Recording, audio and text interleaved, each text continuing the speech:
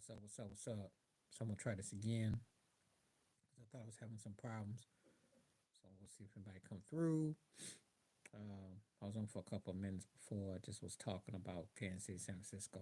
It's a lot of layers to unstack with the Super Bowl. Um, Both teams have very real interesting historical implications. Kansas City now, this is their fourth, so it's gonna be six Super Bowls for the franchise. So currently, Mahomes is 1-2 and Dawson 1-1, so they're 3-2. So the sixth Super Bowl in the franchise history. It's amazing when you think about that because you just assume that everything was all like it was, and it's interesting now that you have um, the situation where they are going back again. So, um, you know, very, you know, very interesting that they've gotten there. So here they are again. We're going to see what this means. Um, will they be successful or will San Francisco win again? Now, remember the 49ers had won four with Montana and one with Steve Young. I remember they had incredible success back in the day. So now, can they duplicate? Can they get to the next ring? They lost with Colin Kaepernick. They lost with Jimmy Garoppolo. So they've lost two. So but it's still incredible that when you think about their dynasty and their run. So um, quite a feat to say the least. You know, quite a feat. Think about the 49ers, you're just thinking, wow, they've been there and they represented. Somebody's on, but I am not seeing anybody coming through because I'm waiting for some questions. So let me see if I have to try it with the other phone. Okay, what's up? What's up? Can you not hear me? What's up, Nate? He's in and out, in and out. I figured something was up. I don't know what's going on. So, if I can't get it with this one, I'll try with the other one. Hold on just a second. One of these will be better than the other. Just can't figure out what's going on. Let me see if I got this thing right.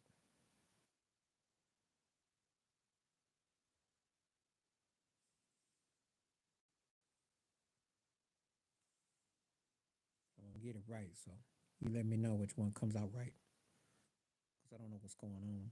It's the weather that's acting all funky. So hold up. If you hear me, let me know.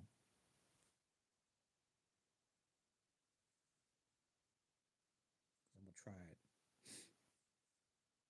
See what I got.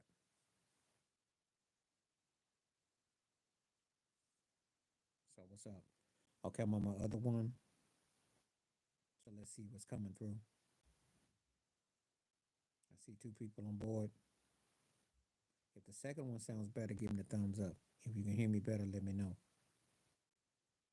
Because I can't tell which one is which. So let me know. I don't know what would make the audio be in and out, but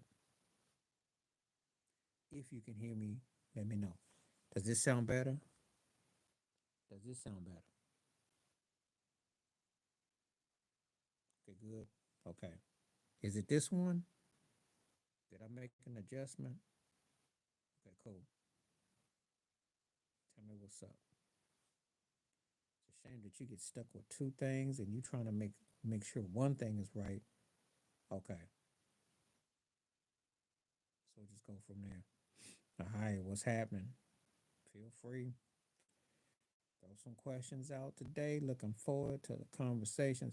Been talking about the NBA, been talking about the NFL, talking about the Super Bowl, talking about the jankiness of the NBA, some crazy, delusional situations. I had to tap into Skip Bayless saying that Barry Sanders was overrated. I took that real personal and laughable. And then I had to deal. Oh, what I think about the Knicks run? They good. I mean, I'm not gonna say nothing until they see the second round. I'm gonna give them the first round. I gotta see what they do in the second round. You remember what happened last year against the Heat? They got beat up on, and they look small fry.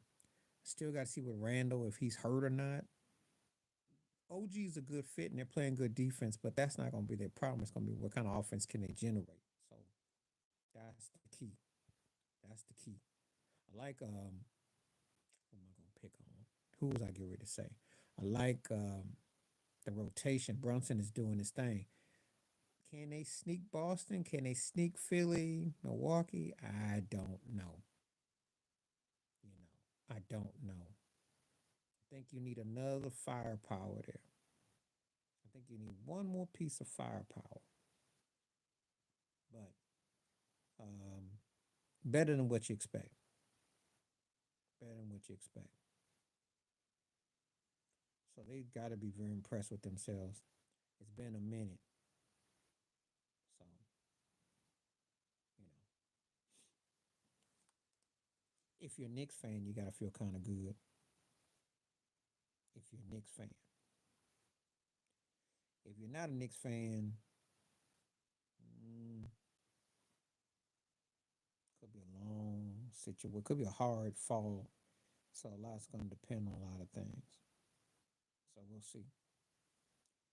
I'm not the biggest Tibbs fan on offense, but he's doing pretty good. Again, they looking good. We'll see what happens. Win games you're supposed to win. Just don't lose games that you shouldn't. Don't lose games. You know, they're doing pretty good. So we'll see. What's happening? What's happening? What's happening? What's happening? Gene, what's up? Welcome from Philly. Glad to see you, Gene. Peace to you. Yeah, I'm a Heat fan, and they just don't. What's happening is that Butler's frustrated, Bam's frustrated. They don't have that player, and they hoping that postseason magic will strike like lightning in the bottle. And sooner or later, you just got to have talent, and they just don't have the talent. They don't have what we call cohesive talent every game, and it shows. It's just a problem. And I know they need that player, but what move do you make? Because if you move the wrong pieces, you could be doomed for a minute. So yeah, they can still get it together, but they gotta play with more cohesive. They gotta tighten up the ranks. They can't afford the lollygag, and I think that's the problem. They don't take the regular season serious.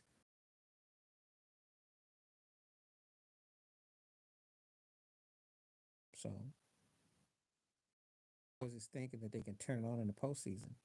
I mean, granted, it's not like the East is so insurmountable that you can't catch somebody sleeping because we don't trust Boston, we don't believe in Philly, and we think Milwaukee's tender. So you can catch one of them, but sooner or later, it's gonna be tough. You know, sooner or later, and they just don't have that dude. Jimmy Butler's a bad dude, but he ain't that dude. They don't have that superstar cat, and that's what's hurting.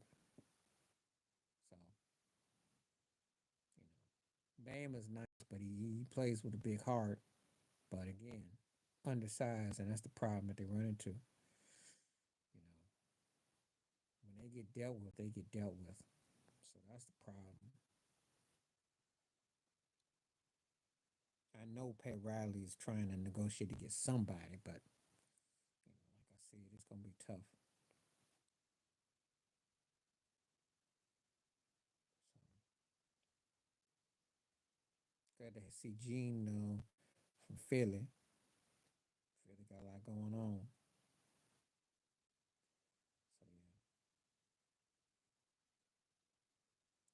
So yeah, you have to probably get up Hero and Robinson and something else for him, though. But I would agree. He was looking good last night against the Lakers, but that don't count because everybody looked good against the Lakers on the perimeter. But Murray done kicked our butt twice too. He hit some late game shots, so I'm not arguing with you. They need a guy that could create the offense and a guy that can put make the game easier for the Heat. That's the problem. There's no easy buckets. The same problem that Spo faced in the finals, really. Just that's the offense is just anemic at times. You know, They play good defense and they get hustle points and they can make some shots, but they just don't have a pure score. That's the Heat's problem in a nutshell. Not a pure score. So till you address that elephant in the room, that's what's hurting them.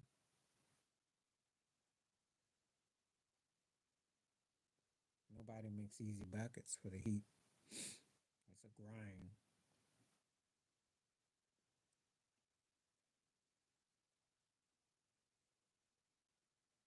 I think they're past the Golden State cloning of trying to, do like a Golden State thing. So I think that now they know that they got to just rely on what they got. So hopefully they'll get it together. I hope so. Or it could be a long second half of a season.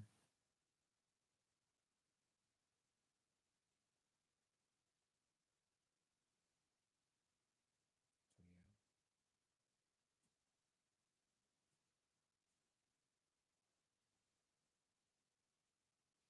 I haven't made no prediction yet. I'd say Kansas City. If I was going to lean, I'd say Kansas City. But it's one of them situations that the 49ers have been playing with Cinderella slippers for the last 2 weeks. So you gotta kind of wonder, can they make it to midnight before the shoe breaks? I mean, if I'm honest and looking at the two teams, I would say Kansas City win by 10 because Kansas City hasn't really gotten down on offense where they could, but their defense is tough. Frisco, on the other hand, had Jordan Love and Jared Goff looking like all pros out there. So it was just some boneheaded play by Jared Goff why they lost that game, and Jordan Love just made a bad interception. But they could have been had in both those games. So if I go by the eyeball test, Kansas City by 10. However, Frisco's one of those kind of teams. They find a way to stay in the game and win. So it's gonna be interesting. Yeah.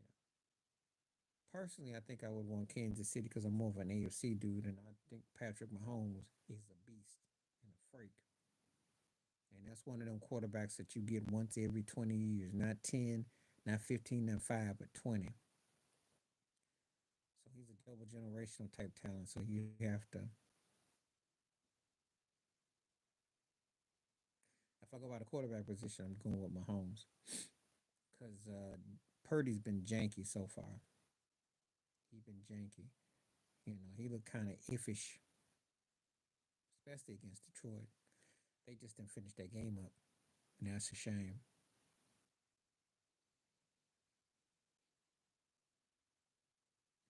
because you got to finish that game up, and they didn't finish that game up.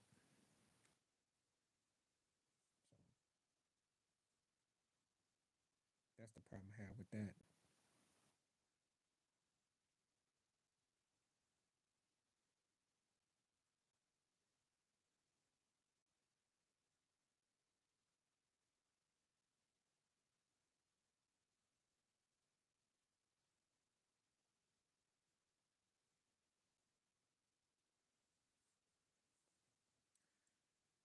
Okay, so I turned that one of them off, so I'm back now. Things should be better now. But anyway, that's it. That's my thought. I think if I go by the quarterback position, um, of course it's Mahomes. But I will say this Purdy second half, but I don't know. I don't know. I don't know. The 49ers haven't looked invincible. Kansas City hasn't either, but Kansas City's been able to win in different ways. That's the only thing. Frisco's had to come back and battle test, and I just don't know if he can keep doing it.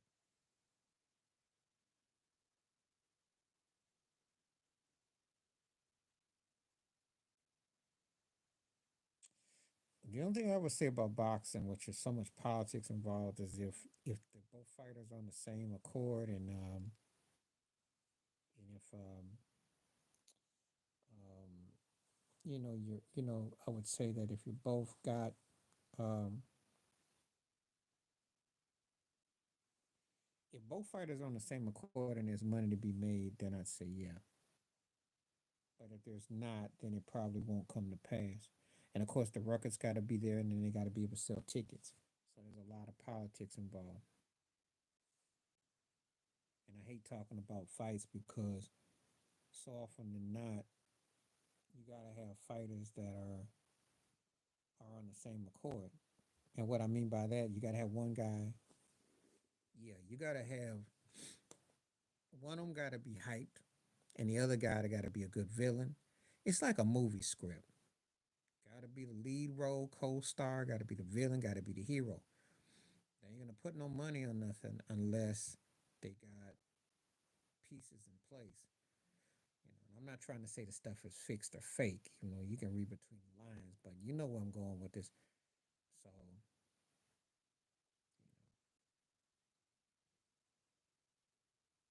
that's a problem that's always been with boxing.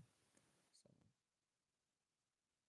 you don't always see what you want to see, and then by the time you see it, sometimes it's either too little, too late, late in the day, or should have happened like 5, 10 years ago. So, but there's always that also politics of let's get the hype going. Let's see if these guys are really that good, and then they'll fight two or three cats. They'll get a couple of tomato cans in between, and then if it's worth something, then we'll bring them back together. That's the plan. So,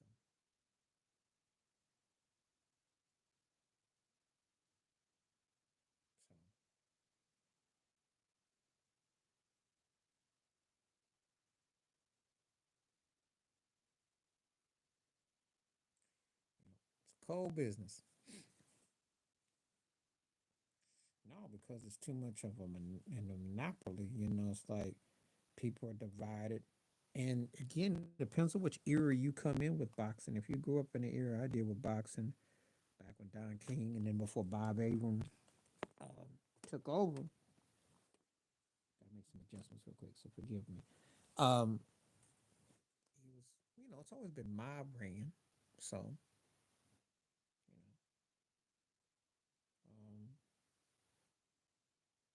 you know, so you know,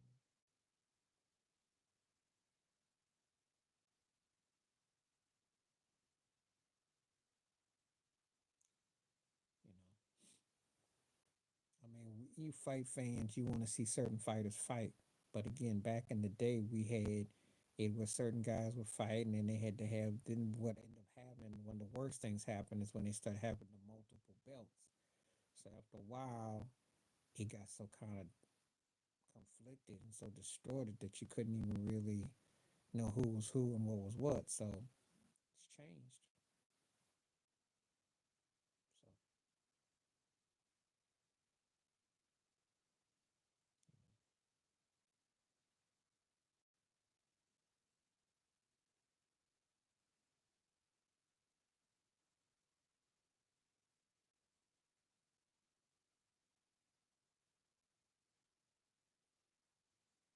so that's how I would describe it. I miss it when it was less complicated.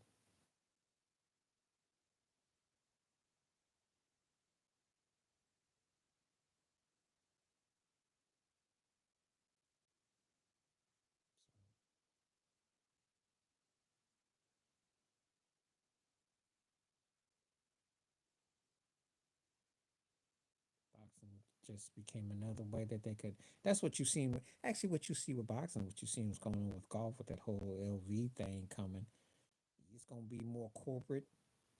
You know, the NBA does it overseas, but they don't do it in the U.S. They did with ABA. The NFL tried to XFL, UFL. So there has been those things, but it's just that they get bought out over time. Baseball just has the minor leagues; they don't really mess with it.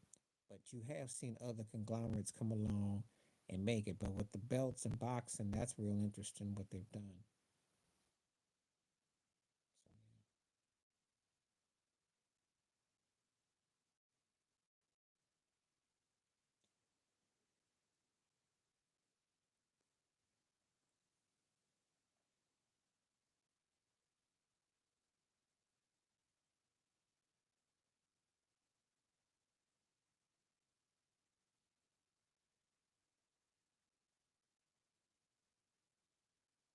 So,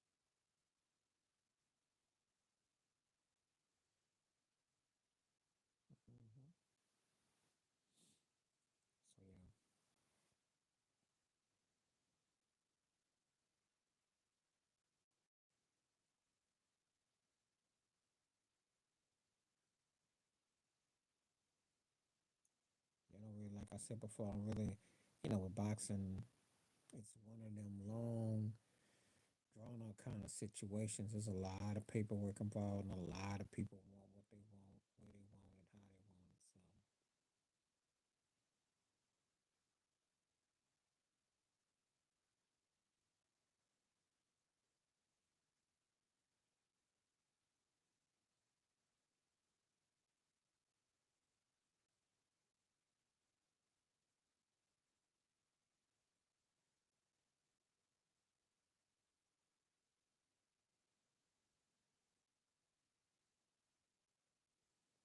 yeah, so just waiting for any more questions. I don't know if things froze up. I don't know what's going on.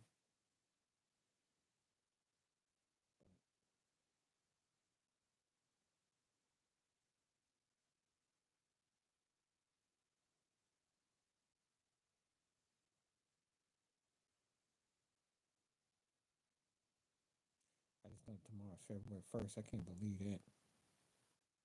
Time go by fast.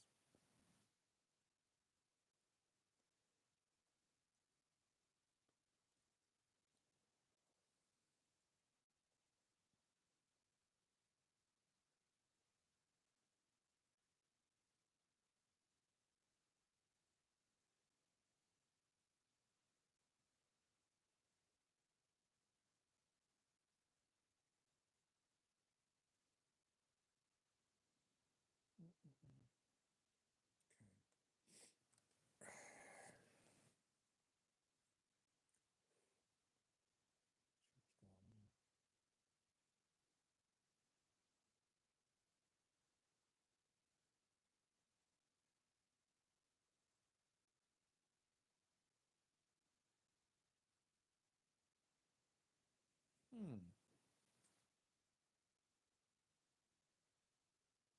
That's another delivery cruise raise box office potential. I have to follow a little bit more. Um,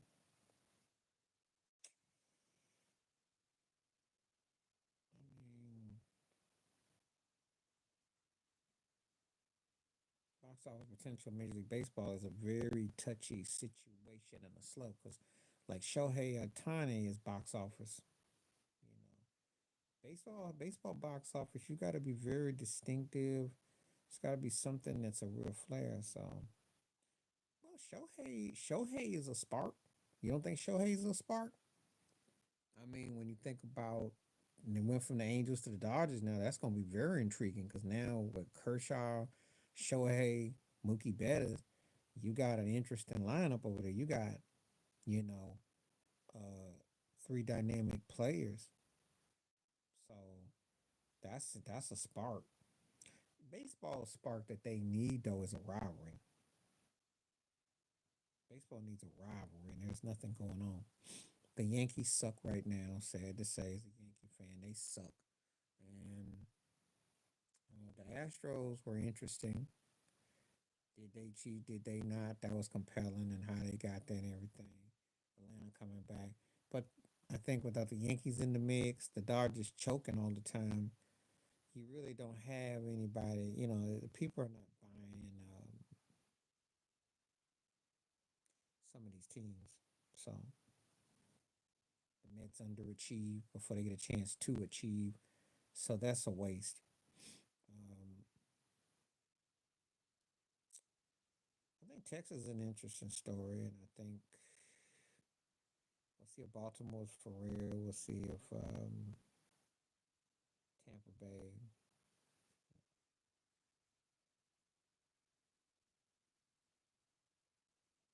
But,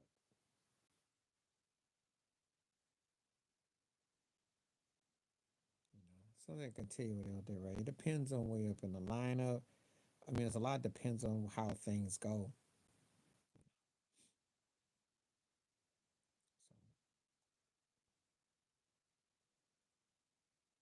So I don't really get too excited until things start to unfold, especially in baseball.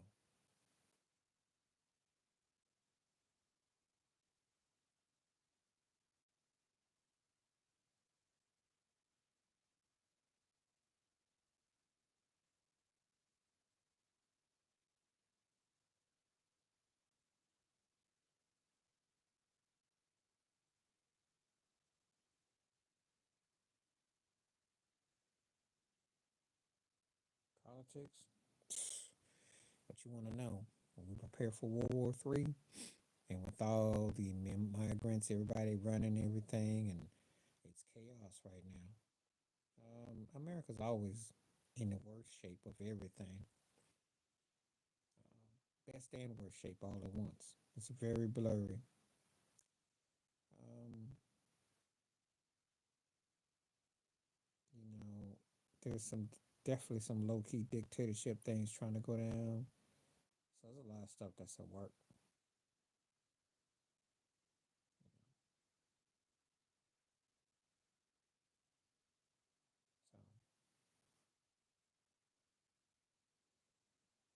So it's pretty bad everywhere. Some places worse than others.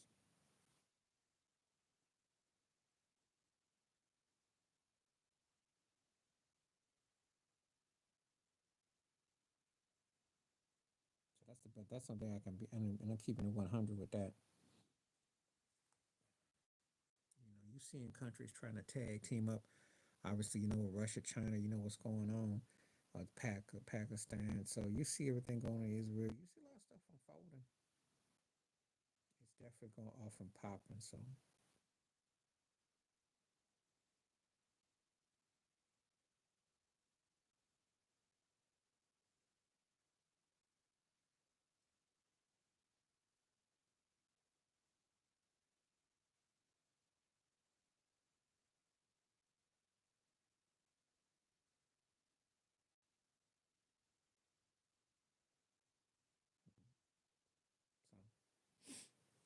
when I talk about politics, I just pretty much what's up?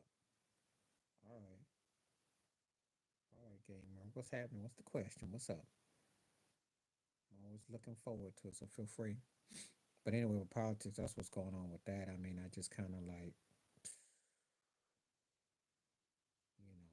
I wish we had better leadership. It's sad, and Trump, Biden is both a joke. Stuff's getting bought and paid off. You just figure like war is coming. A lot of stuff they're not talking about is pretty heavy. All right, Elias, what's up? Feel free to hit me with a question.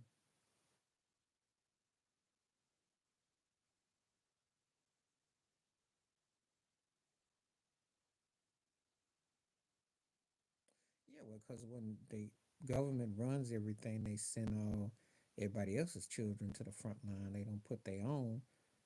And what is end up happening is that they're using, the migrants. The whole thing is used to deflect, with viruses, diseases, um, supplies, demands. They're putting people at a very strong inconvenience. When you have lockdowns, shutdowns, costs go up, and then people start to come and ask for their money. That's a very sad state of affairs right now. Feels like the book of Revelations, feels like the last days of time, if you want my honest opinion. I don't mince words about that. It's very biblical. You see a lot of things that are definitely leading themselves to a very unpleasant situation.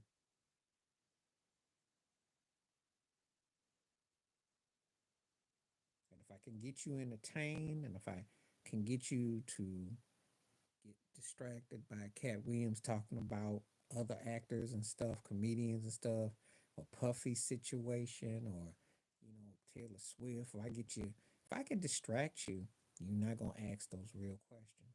That's what they do. Meanwhile, they hoping that you don't ask those questions. They don't want you to really question what's really going on.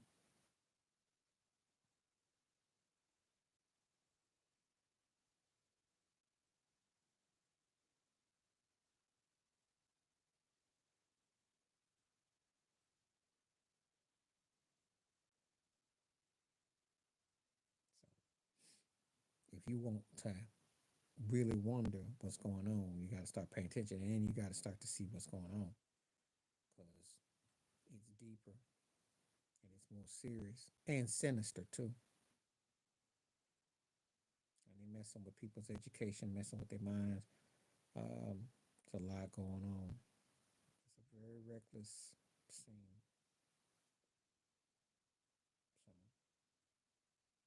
aware. If you care, be aware. Don't let them hoodwink you.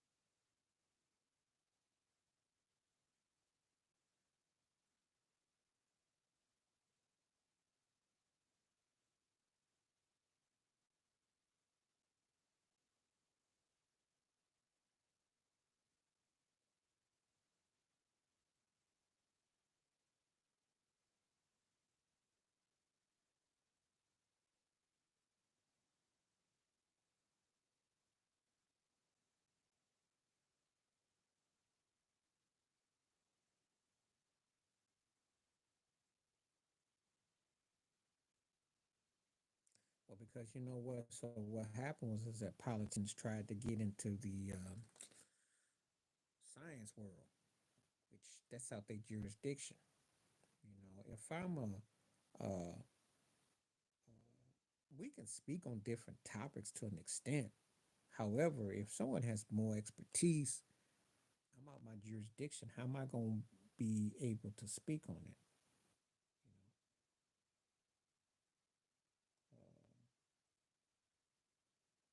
It's like a painter trying to tell a ice figure skater uh, about landings and stuff. You know, I mean, you know, but that's what's happening.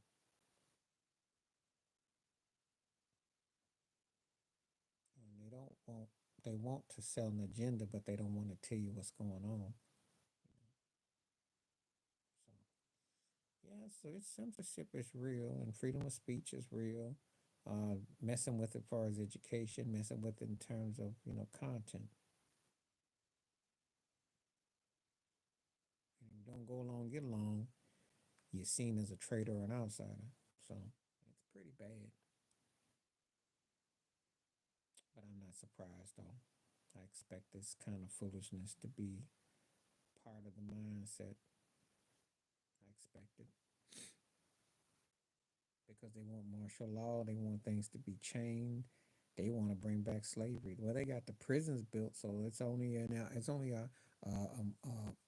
time before they get the horses and the buggies out. I'm just saying, you see it for what it is.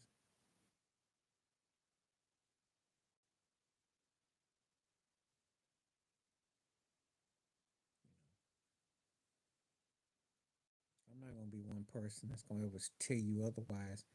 That's what I foresee it being because everything is pointing to that. It's pointing to that martial law, pointing to that takeover. You know,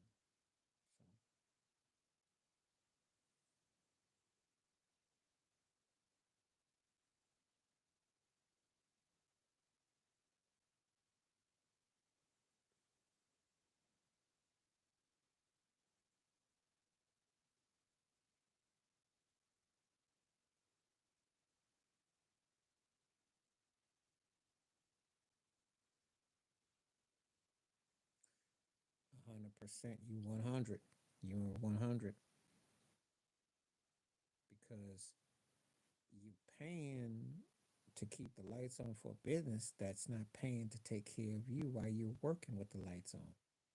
So they're not really balancing it out. It's a situation where um, it's tough to get hype behind it. It's tough to feel anything with it. It's you're working to have a better day and working to live, but you're not getting rewarded for it. So it's kind of like, what are you doing? You're spinning on a wheel that is not turning fully. So you're not wrong. You know, it's hard to get motivated by it.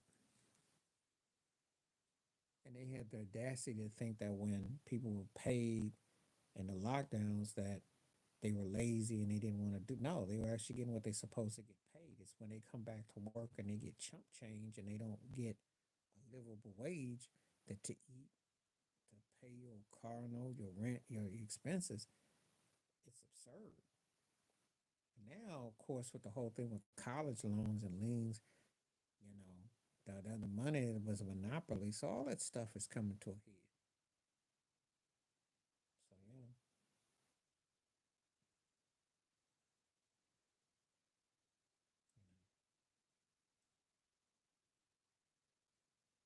they don't take care of people.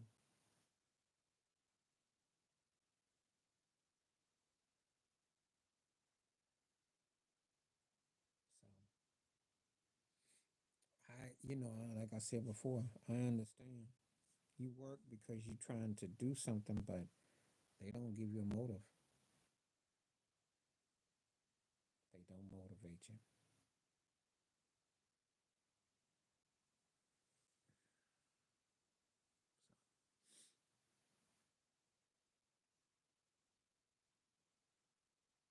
Was that like the crypto thing you asking? Because I want to make sure I'm on the same page. You know, I don't really mess with digital currency. I still mess with cash and credit. So, but I'm sure that you know, they're gonna want to make it where they, I robot everything. What's up? What's up? Holla. What's happening? Speak your piece. You know,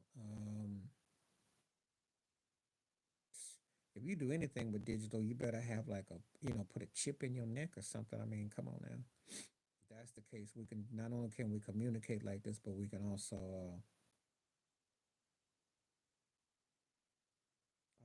All right, cool, Ted. Looking forward to it. Well, yeah, they trying to dictate stuff. I mean, but it's the game that's played with these phones, for instance. They make it out like you have so much freedom of expression, but they be watching you. Big Brother's looking forward to some penetrate some stuff to, so it's a takeover. So, you know, I'm not a fan of it. I mean, it's just like when you do swipe your credit card, you do digital transactions. The problem with stuff is that if anything gets hit, like if you get like when you get hijacked, you get when they hack your system, then what? You can't defend, and then they can always say that they're not responsible for your stuff. But you got an Apple computer, and you have to call the Geek Squad up to save you to get to retrieve your stuff. That's very dangerous slope, but that's what they want. They want to depend on them, but to act like you got independence, but to come back and have to work together. So, but I'm not surprised though. Not surprised at all.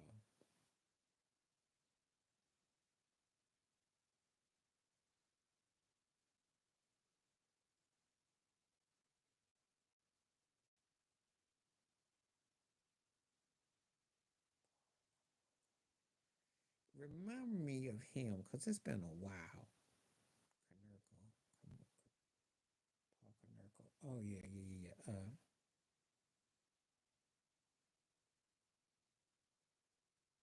Well, they're going to the iRobots with that, but again, so in case you didn't know, I'm gonna address the Canerco. Can you hear me or no? Am I still mute? Let me see.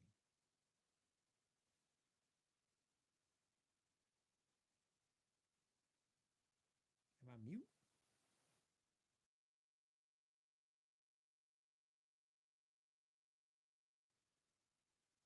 Am I mute?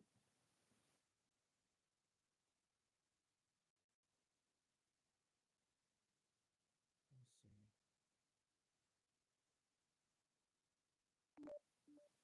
Am I mute? Is it mute right now? Can you hear me? It's interesting how it's working on different systems, so I don't know. Can you hear me though? Thumb me up if you can hear me. If you can hear my mouth moving, let me know.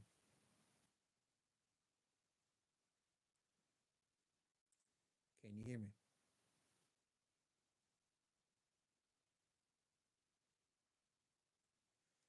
Is that better now? I might have to move forward into it. Okay, good. Um, well, lower wages is always gonna get roughed out, but the thing is, did they bring the robots in?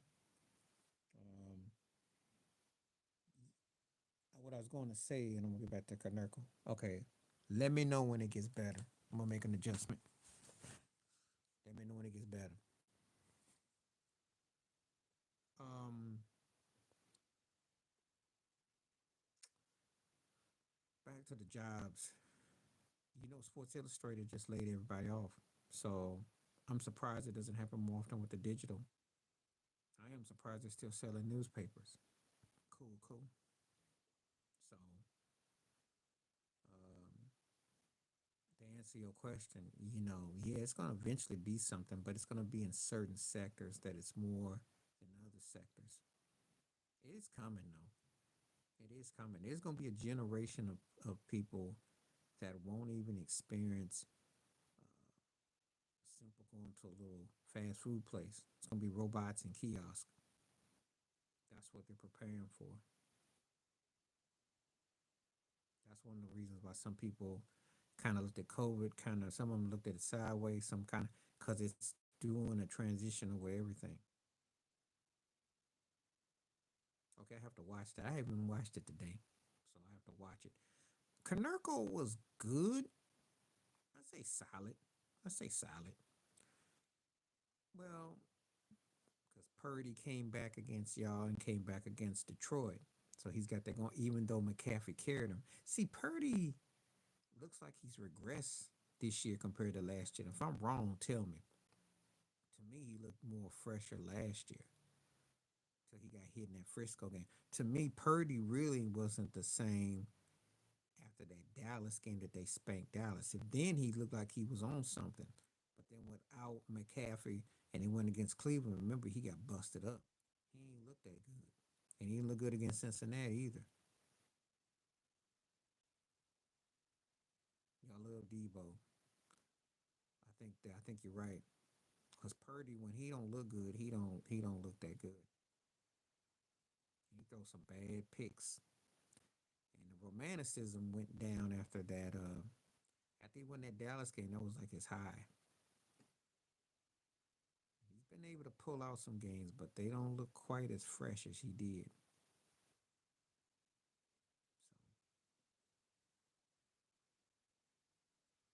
So I don't think they're gonna let him go because he's in the Super Bowl. It's his second Super Bowl in what 5 years. I don't think he's on the line, but I do think if he don't win, he definitely gonna have fire on his cheeks next year. I'll give you that. I think two Super Bowl appearances and knock on the NFC door, but he'll definitely have some fire on his behind if he don't win. But I don't think his job's on the line because he's been to two Super Bowls in the last 5 years. And I haven't felt like Frisco's really like doubting him. The reason why he's in good shape is because a uh, Purdy played this year is in the Super Bowl, and B Trey Lance is backing up in Dallas, and we don't know when we're gonna see him. So see, they fulfill themselves as a full complete team to get in there. Now he could lose a Super Bowl, he'll be okay. You know, Verlander's solid, man. He's almost superstar. I mean, he except for going to the Mets, that was a dumb move, and he came back to the Astros. No, he's solid. I put it to you like this about Verlander. Verlander got the kind of career that Clayton Kershaw wish he had. Yeah, I'll give you that. Mando Pinta is a bum. I'm gonna argue that. But Verlander's almost close to superstar. Almost.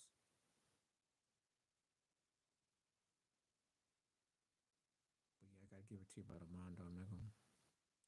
Yeah. But I think Shanahan's okay though.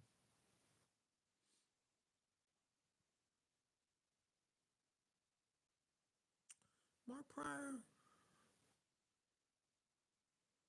Mark Pryor, David Price. could have been better. Kerry Wood never was. I know you're going to come at me about the 98 season. I know you're going to talk about what he did, and I remember what he did. However, it didn't last long. It was almost like a flame. It was a fluky. He looked like the second coming. Oh yeah, I love it. I'm loving it. Kerry Woods looked like the second coming of Roger Clemens, and we ain't heard no more about him. I think the reason why the bums and never was live streams are great is because we're talking about real athletes or entertainers, or we haven't really gone to politicians. And we've done some actors, actresses. We haven't done a lot on music. We can do a lot on music. That would be a real highly contested one. And comedians, which we really haven't done. We could really go, and we could do sports personalities, these broadcasters, announcers. There's a lot of people that you can name, and there may be some shocking results.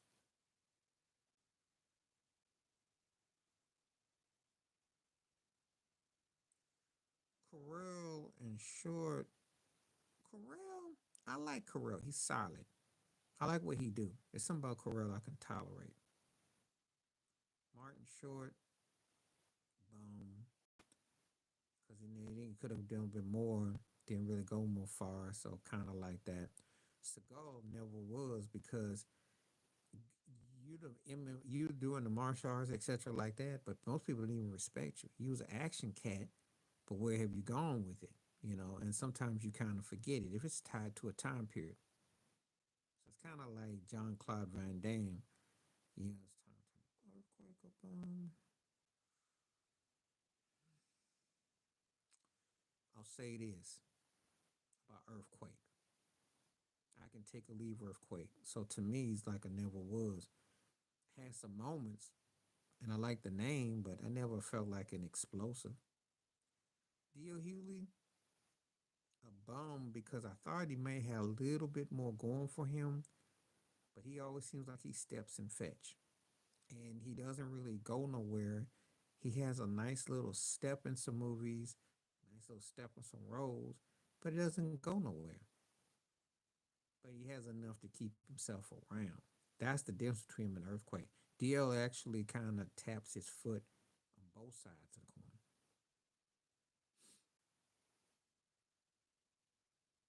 I like Lucy Liu, but I'd say her and Uma were bums because he didn't really farther wave, and it kind of got like typecast. And a lot of it's because of what the kind of roles they were portraying and what they did. It's easy to get typecast in Hollywood. It's easy to become a bum because if you don't show versatility and depth, people can forget you.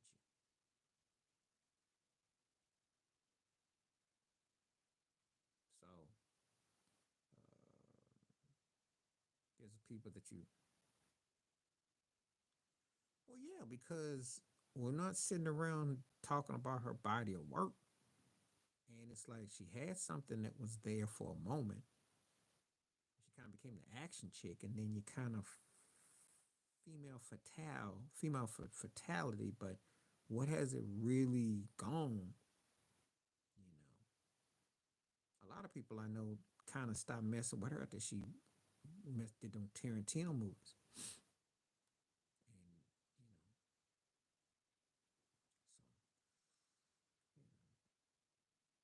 I mean, sometimes people forget you. I never was freak, and basically passed around, battered to the bone. Basically, it's like a back in the day for that role, but really, blonde chick had fun. But really, who was she? Who I mean, she wasn't Farrah Fawcett. She was bigger than Heather Locklear. She had a moment, but she's been forgotten. She's like probably casting couch. Somebody hooked her up, but no one talked. She's known, but and she had a moment, but no one has sat around going, "Oh, you know, I liked her to an extent. She had a certain vibe about her, but First of all, third tier actress, attractive woman, but not a lot of depth. And in terms of the bigger picture of everything, it didn't translate to more films. Oh, she's a never was. Come on now. It like everybody likes her hair.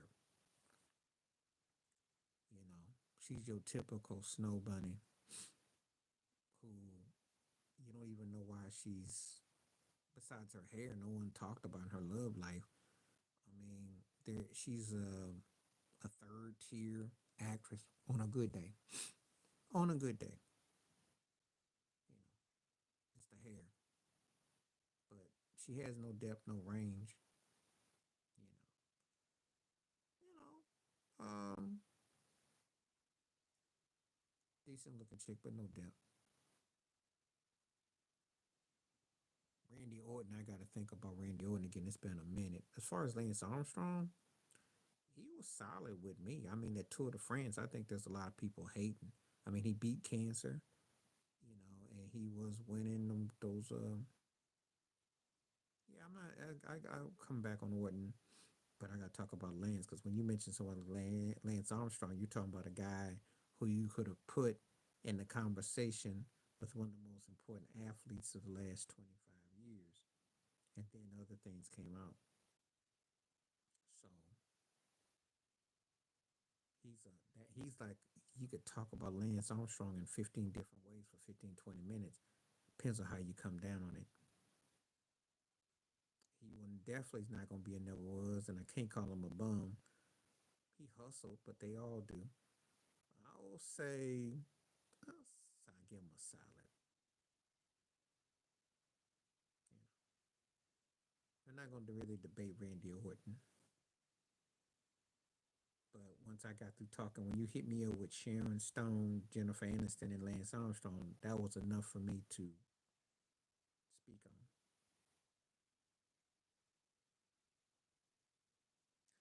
Again, with wrestling, I can't.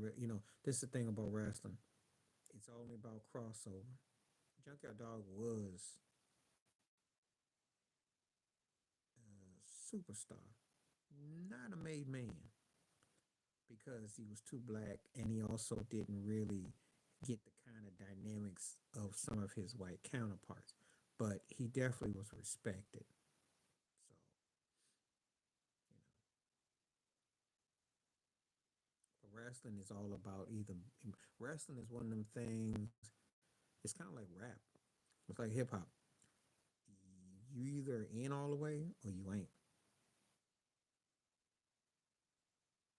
You can make the most money, but I remember Junkyard Dog because I used to watch wrestling back in the day. The white boys were still bigger than him. Roddy Piper was bigger than Junkyard Dog. Ric Flair was bigger too. Just saying. And I loved him, but I'm just keeping it 100. You know, I remember when he had the alter ego Stagger Lee. So I go back with him. But again, it's a lot of politics involved. And black wrestlers didn't really get that blow up like that. Black wrestlers was like black quarterbacks. Tell somebody that now you see them, you can get excited. It wasn't always the case. So just keeping it 100.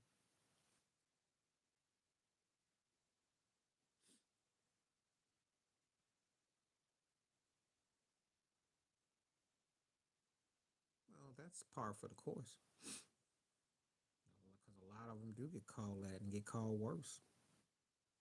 But, it's nothing new. Hate to be the bearer of bad news, but, you know, we talk about racism all the time. You dealing with it in all kinds of ways, money. I think they're more. I don't know if they're scared, but what they be more worried about is that more black quarterbacks come along that start to dominate like that. That's what be the not because they're scared of him, but can he be a movement and can they curb it?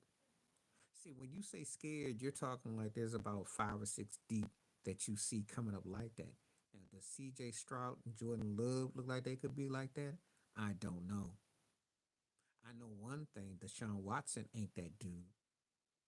I know another thing that let's see if Colin Kaepernick made him more scared than Mahomes because he took a political agenda. So, but from a playing perspective, I mean, Lamar is tough, but when you say scared, you got to have like 6, 7 deep that are inspired and you can see it. I don't see that. So, you know, Stroud looks good, but looking good and being Mahomes is two different things. I think we can establish that. That's kind of like when people said that golf was going to be scared of Tiger Woods, there's going to be more coming. That never happened. Even in tennis, it's Serena. And there's been some black female tennis players, but there's not that kind of dominance like what Serena did, or Venus for that matter. So when you say scared, you better tell me that you got like an army coming. And it's got to be that you to the point where it's going to switch the powers of balance. That's how you have to go at it.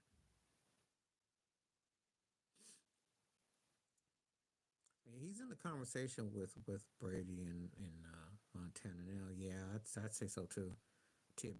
Bruce Broussard made that remark. I'd say so too. Kelsey wins the third ring.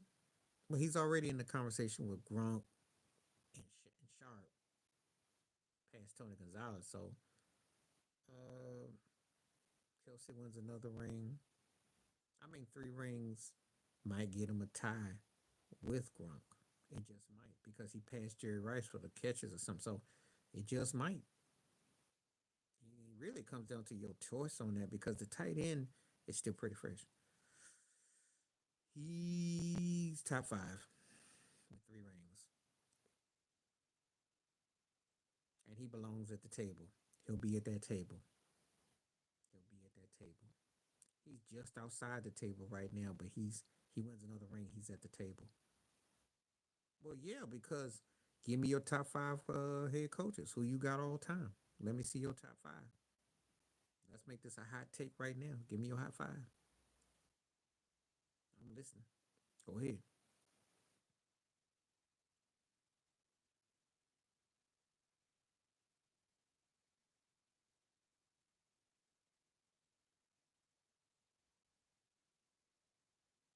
Whenever you come up with your 5, I'll tell you. You know, if I agree, disagree, it's all fair. So there's no loss because Belichick, Walsh, Shula. That's 3. You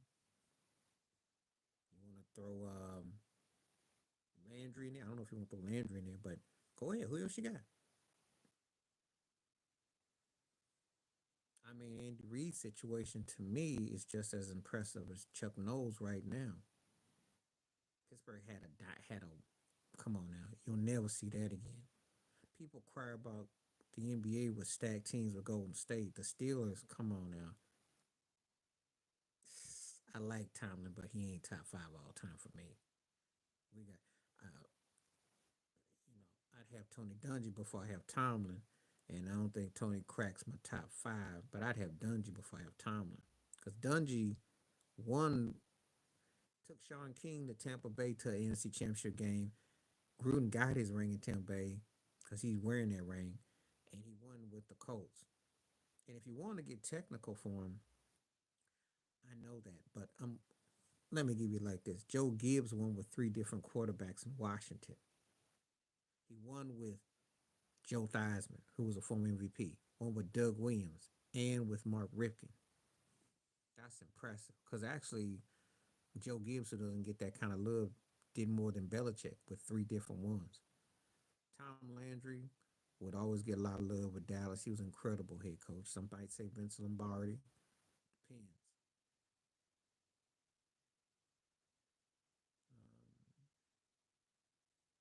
Some might say Parcells. Parcells did too, if you think about it, because Phil Simms and Jeff Hostetler ain't exactly cats that you sit around and is going to be in your top, 15, 20 greatest quarterbacks ever. So you think about that, what Parcells did. Parcells won Super Bowls. Thomas got one and he had a runner up. I think he needs another one. Then I think he would rank higher.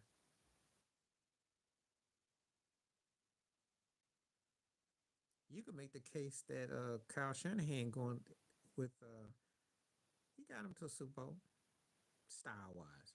You can make the case Kyle Shanahan with Jimmy Garoppolo and Brock Purdy if you want to get technical, because I don't know. I mean, it's kind of like the same cat, but is he a superstar? But Kyle Shanahan got to win one though. Yeah, he did. Not top five. Jimmy Johnson before Carroll. I know you do. I know you're a bigger Carroll fan than I am. I think his rah rah spirit is great. He won in college and the pros. But to me, the reason why he got the Christmas leg was because he let that one against Texas in college, and then he let that other one in against New England. And I can't clap for that. Let me tell you a story. If he wins one of those rings, either college or the Super Bowl ring, we're having a different discussion. If he beats New England and Belichick, that's like the equivalent to you beating Popovich and the Spurs or beating somebody historically great. But the fact he's got those two goose eggs on his resume is why he's Christmas Carol. And I can't clap for him, and I just don't feel good with him, if you must know. That's why. The rah rahness is right. Yeah, well, I don't even put them two together because Fisher Price was a never was. He just won some. Sean Payton is overrated and he's a bully. And for all that one ring and all that with Drew Brees, should have been a lot more successful for all the hype he gets. You know, he way overhyped, and I don't see it. I don't see it. No, but Pete Carroll, back to Pete Carroll. Yeah, if he had one more, if he beat New England, oh buddy, they be talking about him and Russell Wilson. They would have been the precursor to Mahomes and Andy Reid. That's how big that blown Super Bowl was to his legacy. Just saying, and you can't erase it.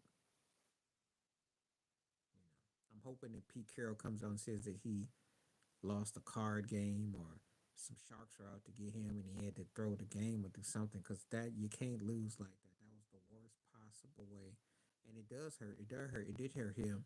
His legacy as a head coach, and Russell and them were never the same.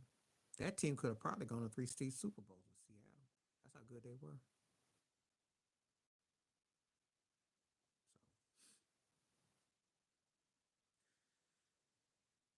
So I did a video about that. Um, yeah, because Brady's getting all the attention. They're asking about Mahomes.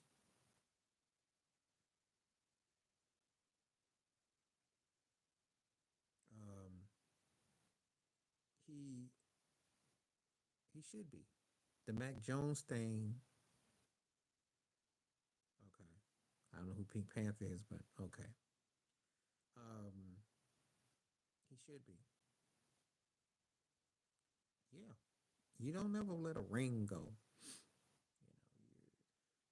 I mean, you Brady can go to the playoffs and maybe get to an NFC Championship game, but to go to the show and to win like he did, and you got to sit there with Robert Kraft looking at you. Robert Kraft just got his back massage and toe up, and he's like, "What happened here?" You got to answer that.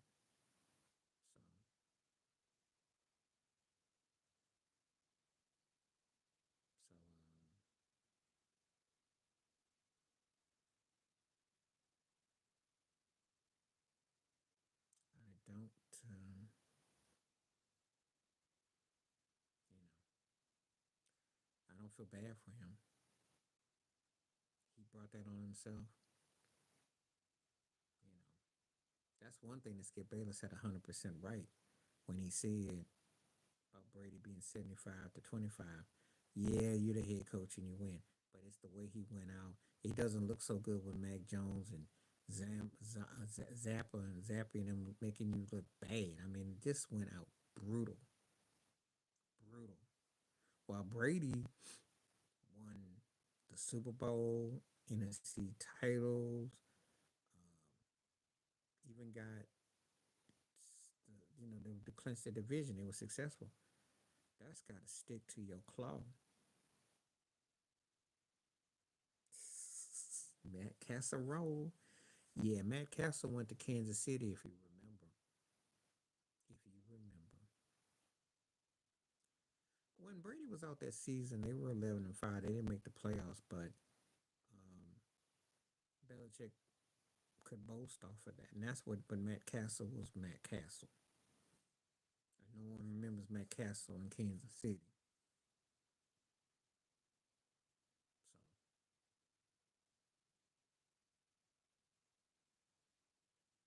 So, it's funny how that works in football, how it really the coach gets all the love until unless you get a player that eclipses it. Because like he wasn't a bum and he was solid. It's just that he didn't have next level to him. He just didn't have next level. Kaepernick took his job. Mahomes took his job. He went to Washington. He got hurt, but he wasn't a bum. He just didn't have next level. He played up. He got to be a good, solid player, and he got nothing to hold his hat down about, except he need to shut his mouth up about Brady being in a soft division or saying the stuff.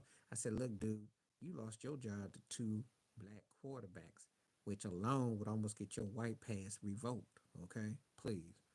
I'm not trying to hear Alex Smith say nothing. Shut up. But he was a good quarterback, poised. I like Westbrook. Deuce,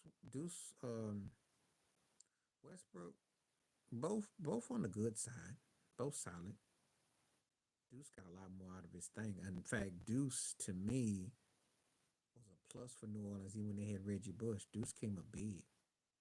And Westbrook was more versatile. He's the kind of guy that the Eagles could use right now while you jiving with Jalen Hurts.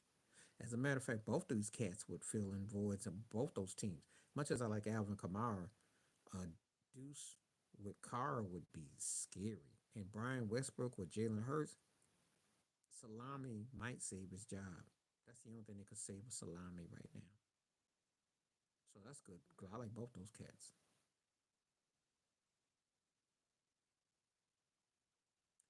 Joe Horn was solid. He got to be a good player. Shockey was a never was. I know, white boy from Miami. And I remember he all flexing and all that. He should have been a wrestler. He'd have been good for TV wrestling. He did a lot of acting. You don't even remember his career. I remember he was out there for a moment. He was acting, wannabe, you know. Yeah, I said it because you don't remember it. Shoot. I remember he's more hype. He's kind of like the Johnny Manziel Baker Mayfield college who was big in college and then he came to the NFL. Was he supposed to be the modern day Paul Horning? Was he supposed to be like this? No. Mm-mm. I remember. Mm-mm. A lot of hype.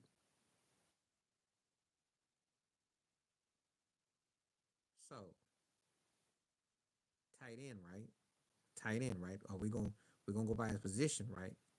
We're gonna see how solid he is, right? We're gonna go okay. What did he do that was memorable in the NFL? Now in college, I'll give you that. College, I'll give you that. I didn't feel him that much in the NFL. No, he didn't suck like Tebow, and he wasn't, you know, Bernie was solid. Now see, that's solid because he had that passing record. Now he stuck. He sucked when he was in Dallas, but there was a part of his career he was all right. He was all right. He was good. He was all right. He was good. Bernie was all right. You know, if memory serves me right, he's probably my second favorite Cleveland Brown quarterback behind Brian Sapp. Jerry Sloan as a coach, good, good, almost superstar, I'd say, because I have respect for him as a coach. I just think that he was a little set in his ways. He got a little stern, and he didn't offensive juggernaut. He didn't progress and probably allowing certain things. But the man could coach. I mean, they were fundamental. He just didn't adapt. Actually, when Darren Williams and all them came on, they took him out, but I loved him as a coach. I thought he was tough, and he got a lot. Considering he never had that center, and he got the back to back finals, and had that pick and roll with Stockton and Malone, which was as great as any 1-2 punch that didn't win, and also they were effective. Um, he was I respect Coach Sloan. Hmm. Really good. Hmm. He definitely practiced what he preached. So you want him, yeah, yeah, yeah. He be turning over in his grave with what they doing in Utah now, and he be really flipping cartwheels with what the NBA's like. Right lips, I never was. He had a couple of moments, but nothing special. Not for me. Bobby Jones was solid. His defense was the truth. He was actually like a precursor, kind of long, lengthy type of thing to what Tayshaun Prince did. Fit in great with Philly. It was a good fit. I like the way he played. He was solid. Theo was alright. Had some blocks and stuff, but I wasn't really big on his game. So yeah, but I did like Bobby Jones. So great question about Coach Sloan. I never hear his name come up near enough. I might actually do a solo video about him. I really liked him a lot because he was really straightforward. He was a straight shooter.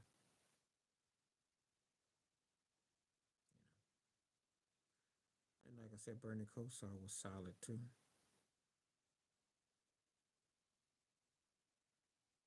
Harper was solid.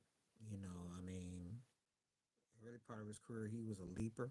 He had spring in his behind. He could hang with Jordan. He could hang with Larry Nance Sr. Till his injuries came on. He's with the Clippers. If you didn't get to see that era of him, then you won't understand. But when he came back to earth and he was a role player with the Bulls and the Lakers, he was solid. He should be a head coach. I know about the speech impediment and they might use it against him, but Harper was a solid dude and he could play. He made himself better. Amari Stoudemire never was, and a sellout too. All that Jerusalem talk and look, he had his outer body in '05 against the Spurs. I remember, and I remember when he played, but he couldn't play no half court basketball because he sucked with Shaq. He didn't really play no defense. And then he went to the Knicks, and then he was more worried about the fashion modeling runway than actually being a baller. And no, his career is forgotten after Phoenix. He had a good run, and then it got distracted. So I don't really even talk about Amari.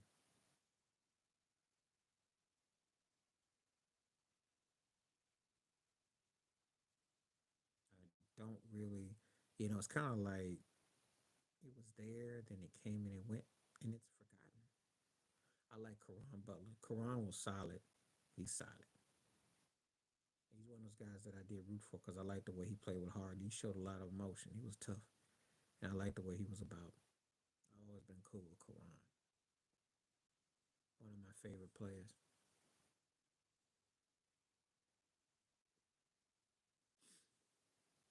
I like Karan. One of those guys you kind of pull for too.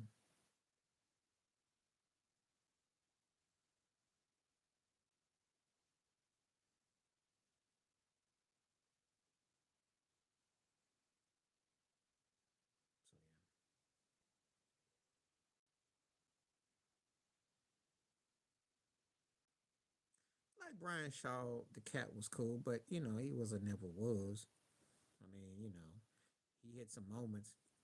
He tried. They thought they were gonna make him into a coach or something. B. Shaw did his thing. He was kind of cool, but he was never no threat to be more than he was. But he fit like he fit, but he was never was. Was no dude. Lenny Wilkins was great, coach and as a player, great. Underrated and disrespected as a black coach who was the winningest coach at one time. They never talk about. We used to call him Pimp to the Back because his hairline had that cool sunroof and it was going to the back, so he was always known as Pimp to the Back. But he got the results. Lenny was cool, and he kept it real. He did good with Atlanta too. With Mookie Blaylock, But one of them brothers that was a brother, and they didn't pimp it on him. See, and the thing about Lenny Wilkins, shoot, he did everything with less than Doc Rivers ever had. Okay, yeah, they don't talk about Lenny Wilkins near enough. I wonder why.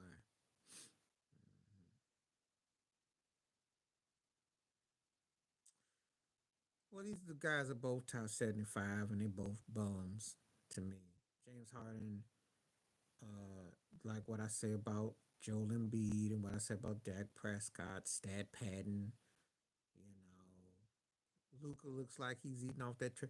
This one of the most bummest cats who's bum big time. Rather go to the party and club and have a good time. Didn't want to put the work in. Could have been. There was a time when people were actually saying was he belong in the same sense with Jordan, Kobe, and Dwayne Wade. And who we gonna take out and put Harden in? That was actually not that long ago. But he rather just go ahead and hit the buffet and hit the strip club. That's what happened. And the same thing with Damian Lillard. These guys can shoot and score. They stat pad, but they're not even about the game like that. And of the two, out of Harden and Lillard, I'd give Harden the pass because Harden actually showed a little bit more, which is that's the sad commentary. But Harden actually got to Western Conference Finals, and actually the players felt him. Dame can score a lot, but Dame is just all about Dame. So no, he ain't no bum. He's solid because I mean, obviously he was in Florida. He was big in college, but from the Hawks to what he's done with the Celtics, he actually is a good fit. Style wise, he's a good fit to be at his age and to still be able to hold it down. The problem is Boston is a soft Twinkie butt team. If they play defense, I remember when he had Steph Curry 1-on-1 and he was, just don't take it. Harford became a specialist, but he reinvented himself from, and he fits in good, and he shows things. But it could have been that he could have been a little more dangerous. Joakim, who's one of my favorite players, I like Joakim. I say solid. He just didn't really work on his offense, but I think he in injuries got him. But I thought he was solid what he did. I thought he was solid. Kyle Korver solid too. Was a steady shooter. Came up big, stayed around a long time, and actually became worked himself into star and worked himself into some good positions. I think it was solid. He's more of a throwback though to the way cats used to be 3-point shooters though. He's not like just shoot, shoot, shoot all the time. And he's a cool dude too, because he actually spoke out on some social issues too. So I like Kyle. Kyle's cool. But they solid. They solid. All three of those cats are solid. You know, they're not better than James Harden on the all-time food chain, and they won't get the love that Damian Lillard gets on all-time food chain. But I got more respect. Matt Barnes is a never was. All it is that pump fake against Kobe. That's it. Studio thug. Talk a lot of trash. Think he tried to talk and use big cursive and use big words. Try to be hood. Cause light skinned brother, I ain't respect this game. You know, curse too much for my taste. And also for that, try that pump fake on Kobe. No one remembers his career reels. We don't remember. Steven Jackson's a bum. Should have been way better. Way better. Got in the Popovich doghouse, got ran out of San Antonio. They needed a three. They needed a small forward. Yeah, he bug dances, and he's also it's kind of like Cat Williams, like how he got all he tries to be all animated because he's trying to come off tougher and come off harder, and it's clownish. And meanwhile, he'll name drop hanging out with Shaq and Kobe, etc. I ain't trying to hear what that turkey got to say. Hanging out with Steph. I ain't trying to hear what he got to say. I don't really watch that show. I know they had Magic on. They had a few people on there that I like. They had my dude Raul, and they had some people on that I like. But I try not to watch that show. I really do. Oh, I remember that. See, that's the problem with D Fish. D Fish was so busy drawing up pimp plays, he wasn't drawing up game plays. He was gaming all right. He was player gaming. I told you D Fish messed up Tim Hardaway Jr.'s career because Tim Hardaway Jr. was worried about his girl because D Fish was out there wearing them suits, drawing up pimp plays. So look, girl, you come over to the side, I'll scoop you up. We'll do a three. We'll be on out. Oh, D Fish was doing. Oh, he sucked as a coach too. Yup, yup, yup. It's a waste too, cause he got hooked up by Phil Jackson. He got hooked up, but he be fishing in Poland. That's what he be doing. I used to work with a girl a long time ago. Went to school with him in Arkansas. She said how he was. Mhm. So that's nothing new with him. I'd say one of my favorite Lakers though. I'll give you that. Clutch came up big. Was the right player for the right system and field system. You know, but yeah, he's known for that though. If you see D Fish and you got your woman with you, you may have get ready to get that Will Smith 2 piece special out. That turkey is known for trying to take. So my boy asked me that. It's funny that you say that. My boy was asking me that.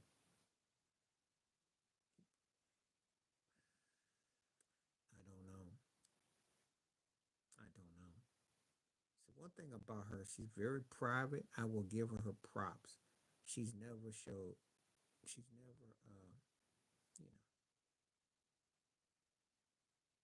I mean, if he did, we'll never know. You know.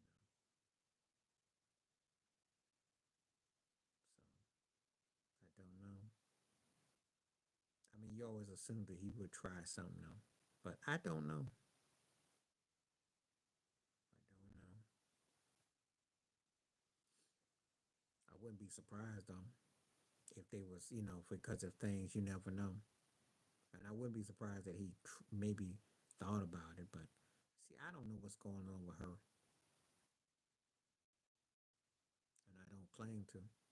I do have respect for her because she has tried to uphold Kobe's image. She's not a bum. She's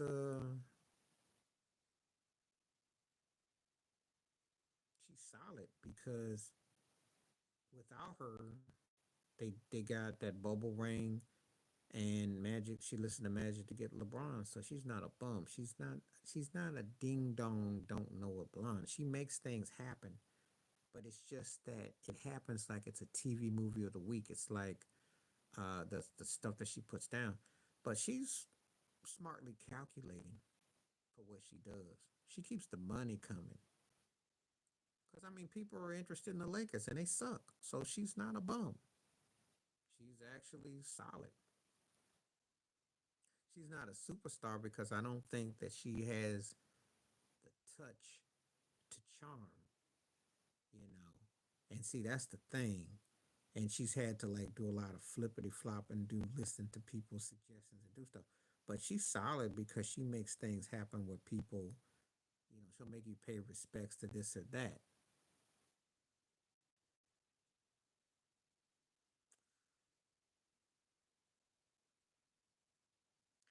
He should have been a made man, but he got softened up. Um, I'd say a superstar. I'm gonna tell you why. Because he got under David Stern's. He got under his skin. Got that team to 2 finals. Won a ring. Um, got two important players, Dirk Nowitzki and Luka Doncic, and he's been able to. And considering that's a football state and a football town, he definitely swung the job to him. So I have to give him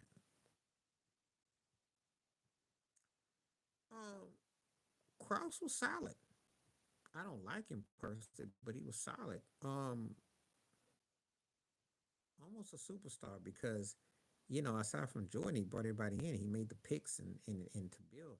Now, what happened is that after he lost everything, so he would have been probably would have been a superstar. But if we go by the Bulls era when they were running things, the titles, he's superstar. If we go after that, he falls into solid because he did get some solid picks. It's just that, um, again, people romanticize, and he led to the downfall. But they should be mad with the owner Jerry Reinsdorf. Reinsdorf's the one that signs the checks. Cross had to take the blame. So he deserved to get some booze, though. I'm sorry. I'm not no big Bulls fan, so I don't care. I have no problem with people booing because they felt that their team should not have been broken up. You can hear me, right? You can hear me okay? So, felt their team shouldn't have been broken up. So, they got every right to voice their displeasure because it's been a long time. And then, if you look at what they got right now, they're not going to even, they're going to be just like us. They're going to be watching the finals on the crib on their backside. They don't have a championship quality team, and that's just a reminder. And it wasn't that long ago when they were the toast of the NBA superstar and superstar. Um, Daily structure style, they were great. They had to change the NBA behind them. So if they have to change something behind you, you definitely they ain't a made man because it didn't you don't look at his legacy the same as some more other coaches, but he's Molitors, yeah, great player, covered a lot of bases, just played in a small market. The two things that work against those guys, Daly didn't win even another ring, and it was Detroit, and they weren't fashionable for the NBA. And Molitor played in Milwaukee, not fashionable for Major League Baseball, but superstars. Urban Meyer's college, great. Pros, never was. Tressel, um, college, great. Spurrier, what's up? What's up? Spurrier, great college, sucked NFL, never was NFL. Harbaugh, if he can win in NFL, gets the Super Bowl and win, he's a made man. Right now, he's great. Chip Kelly never was like a fraud, like a fraud. So, because the thing in Philadelphia backfired badly. Um, didn't finish what he started in college, and then had some good offensive situations. It just didn't really go nowhere. So, Mac Brown, solid, solid, solid, solid.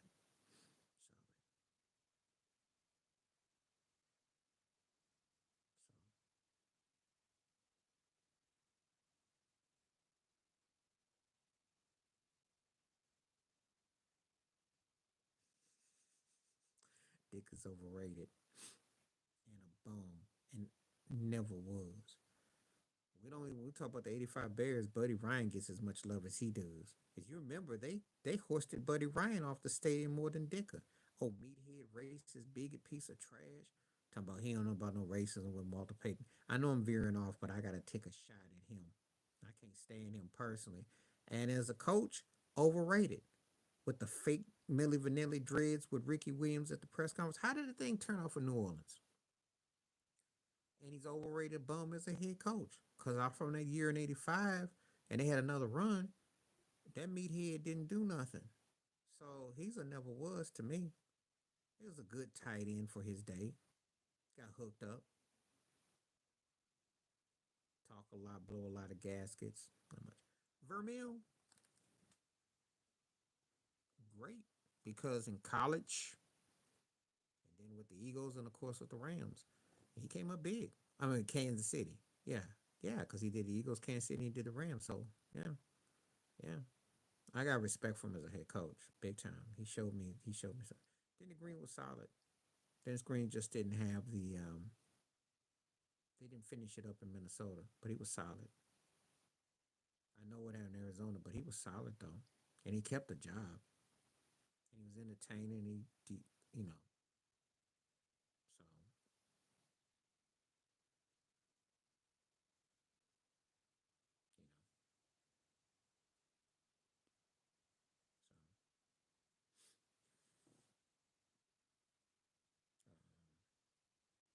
so I like Denny. Dennis was good. He was good.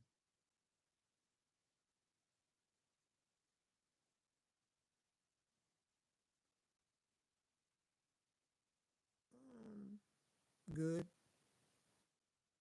good. Won a Super Bowl, lost Super Bowl, but he was consistent. Very meat and potatoes. Got a lot out of his team, and a strong and a good analysis too. I like Kyle. Um, you know, again, Tomlin him, and it was able to be successful with win the chip. That's all you can really ask for. Now, before people start asking that Chuck No doubled up both Tomlin and Cowher, well, look at what he had to work with. You give Bill Cowher all them Hall of Famers, and you give Tomlin all that, they got about three rings too, or four. So John Gruden is a never was racist piece of trash who did pretty good with the Raiders and Spurs, inherited Tony Dungy's team at Tampa Bay, got that man's ring on his finger. I know about the Brady. You can make the case it was at a fumble, was it a whatever you want to call it. But he and Rich Gannon, okay, I'll give you that. But he sucked in Tampa Bay his last few years, and he sucked with the Raiders the last. So when they ran his butt out, he's a never was. Oh, Chucky, who be making them stank faces. He coaches up pretty good, but just not that memorable. LaFleur, solid. Now I have to see what happens with the Jordan Love on. Like I say, get about a year or two. I'm more patient than you are, but but I give it about a year or two. I'll see. I'll see. But that's my thoughts and take on that. But I got more respect for LaFleur. Gruden hasn't really done anything that I would say though. He got Dungy's ring, and he know it. He said it every time a chance he got. So, and they took his name down from the Tampa Bay Ring of Honor too. So, but that's not why I don't like. I just thought he was a weasel as a coach, and I didn't think that he really did good by Derek Carr with the Raiders. And I just thought he was mediocre for a long time. So I didn't understand all the love and the fanfare. Marty Schottenheimer is good, very good. He just won't be able to be a superstar. He could never win. And there's always a coach or two like that. It's kind of like what I said about Buck Showalter, who got the mean streak. But there's always these coaches who do so good.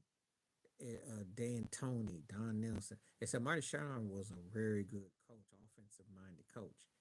Just could never seal the deal.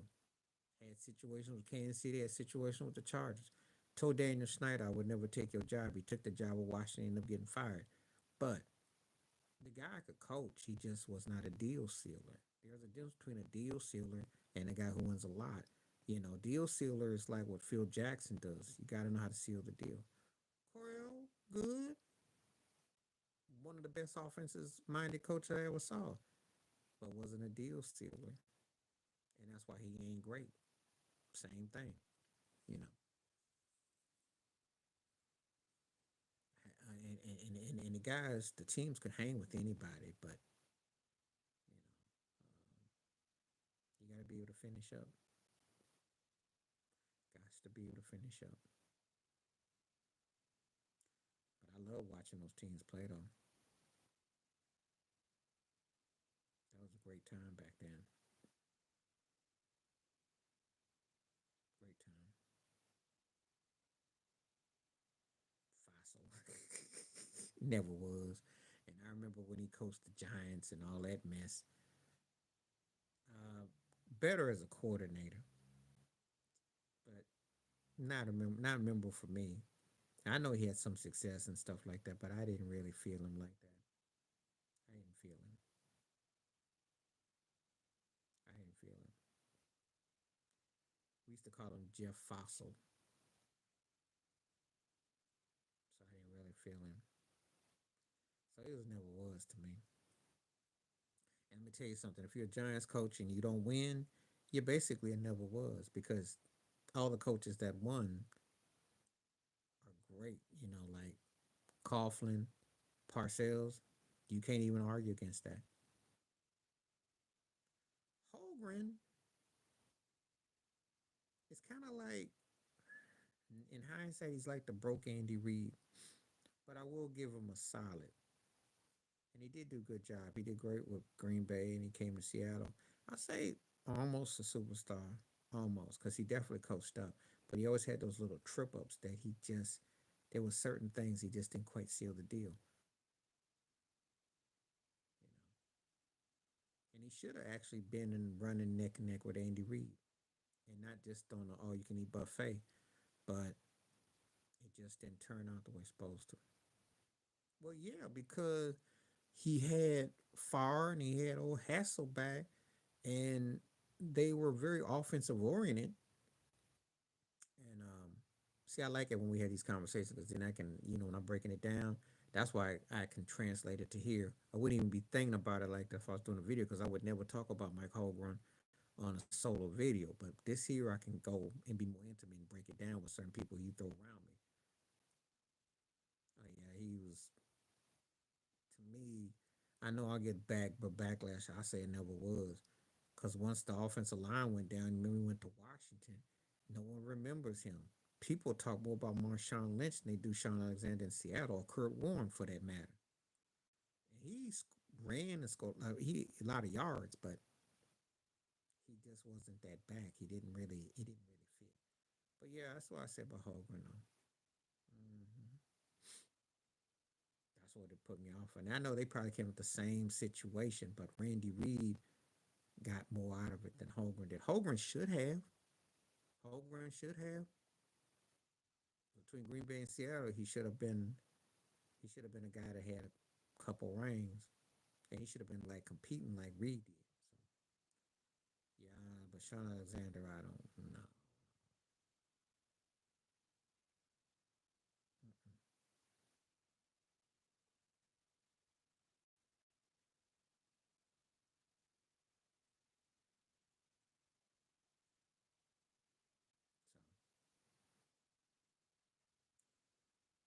So I wasn't big on Sean Alexander. I think Walter Jones was the offensive lineman.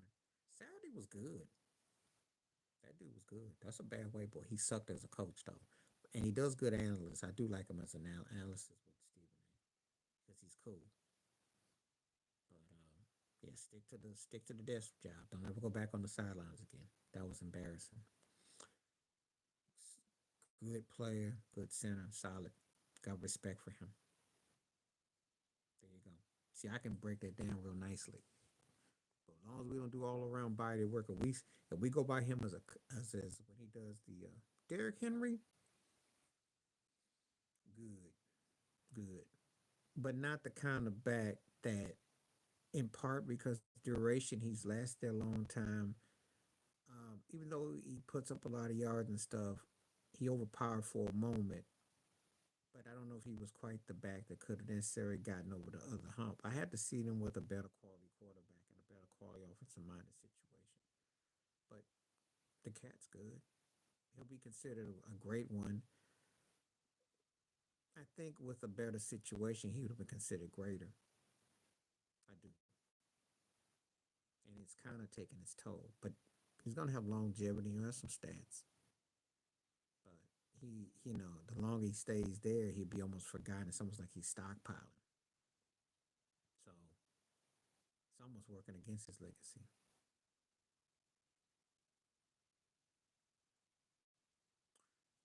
Trout. I hadn't even thought about Trout in so long. I got to get my record flag. As far as LeVar Arrington, I'll say a bum. Should have been better. He was great in college, but I wasn't really feeling him in the NFL too much. But I thought he was great in college. I thought he was a beast in college. Trout was all right. He was all right. I had a. I'll say this. I think I got more out of Trout than I did LeVar, if I'm honest, NFL wise. So I'll give Crowder solid. I'll give LeVar a bone, even though LeVar is more known. And ask me about his analyst work on the Fox Sports. He's corny. Sometimes he says some okay stuff, but a lot of times he's just corny. Tequila was solid. He was good. He came up big time. And you can almost make the case he overachieved.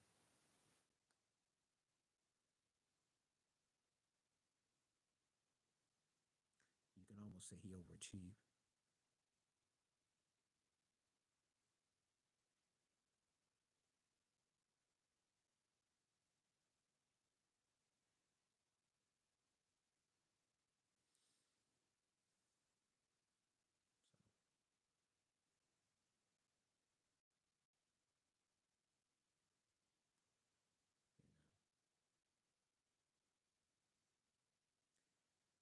I wasn't the big Wayne Sherbert fan. Probably say I'd say solid. I mean, he got. I think he probably kind of overachieved. He had some good hands, you know, but I wasn't big on him like that. I know he was around big. I remember him, but I wasn't like big on him. But solid. I give him a solid because he overachieved to me.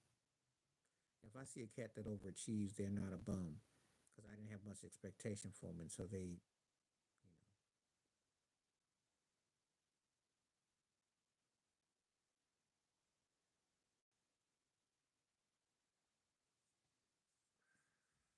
Lynch was solid. He could hit. He got a lot out of his career. He was good. He was good. I was impressed. Jalen Ramsey is a bum.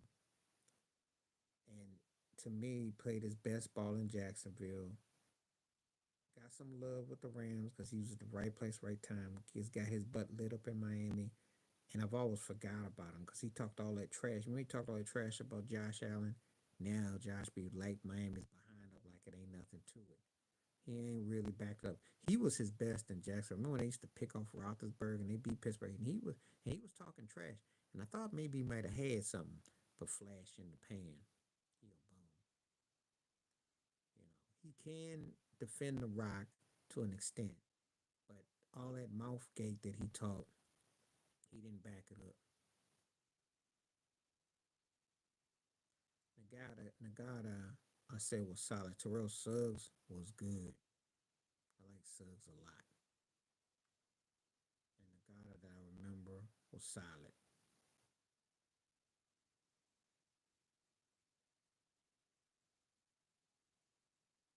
But I like Suggs a lot. Mhm.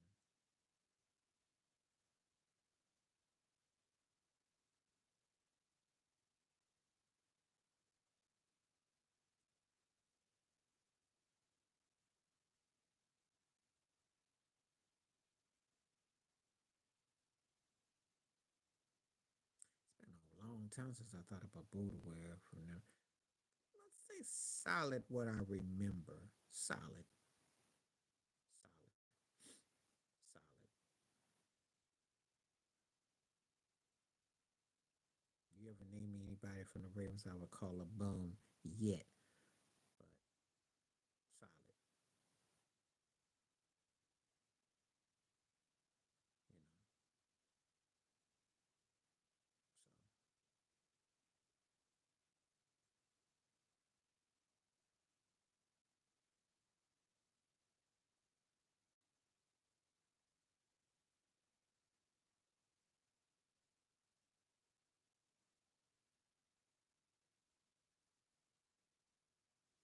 So the Goose was great. And I remember when he did Pound Cake, he should have been on The Sopranos too, because I remember that game was against Rich Gannon. He pounded him. The Goose, that represents a different era too. That's when Shannon was there. The Goose was legit, and he was a good announcer too. He got personality. I like Goose. Goose was cool. Yeah. He came up big time. He was one of the reasons why they won. Big steak and salami eating, foot long, $5 foot long, Subway eating cat. He was funny.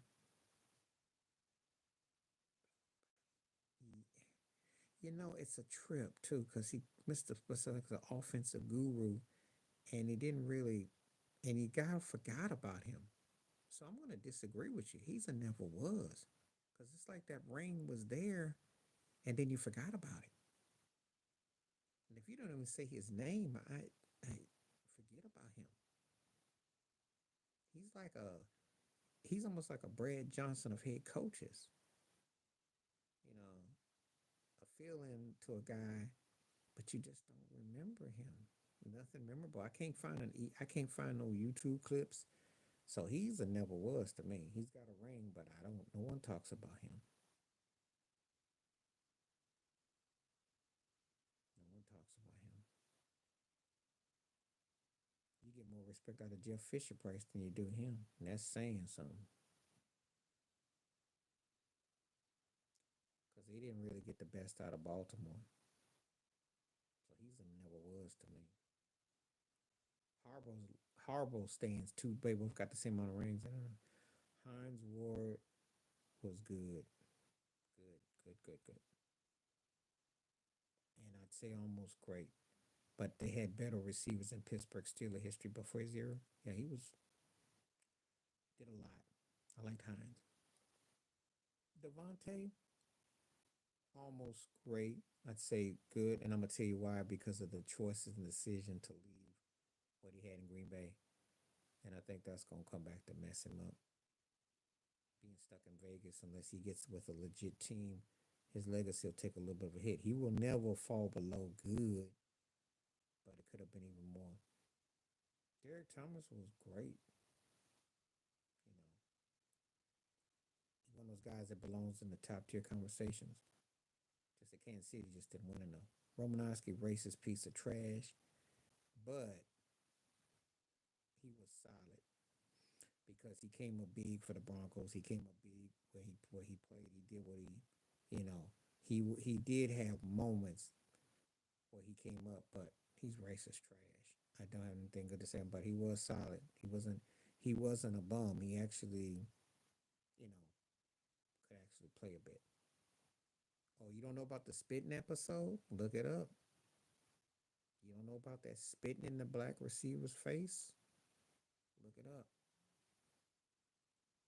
That's how I know that, you are younger in that regard because if you never heard about that, it's a known episode of Monday Night Football. He spat, and Shannon Sharp addressed it, but they didn't really. Yeah. Oh yeah. Oh yeah. Well, that's insulting enough, and there was some other things that came out with him too. So, but he was solid though. I mean, he actually could play. You know, he could actually play. So, mhm. Because if he couldn't play, they would have probably ran him out the league. So he was solid.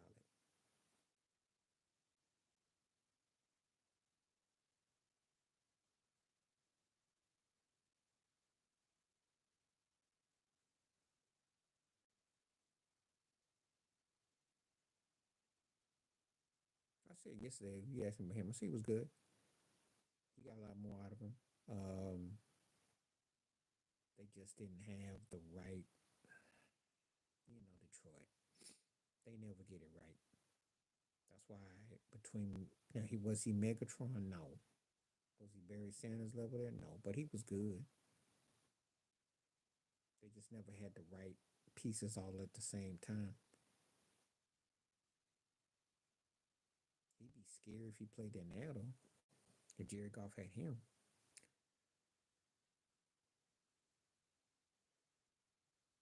Excuse me.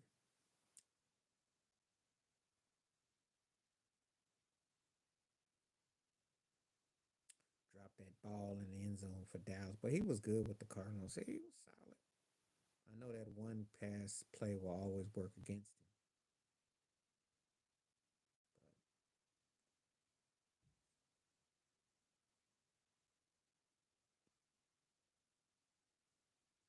But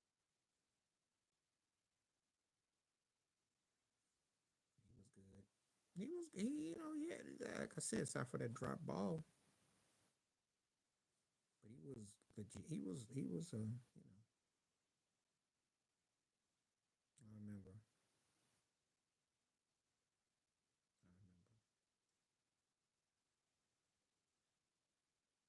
He catches that ball. Dallas wins that Super Bowl. It might be a different story.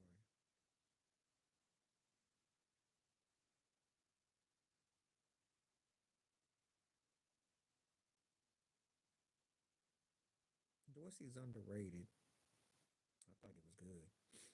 It's just that again, everything was about Brett Favre, and you know, but he was legit. I thought he was legit. You know, I think of Sterling Sharp stays healthy and they balance out. History may look at him. I like Sipe. He was solid. Him and Sam Retigliano. They were solid. Liked him.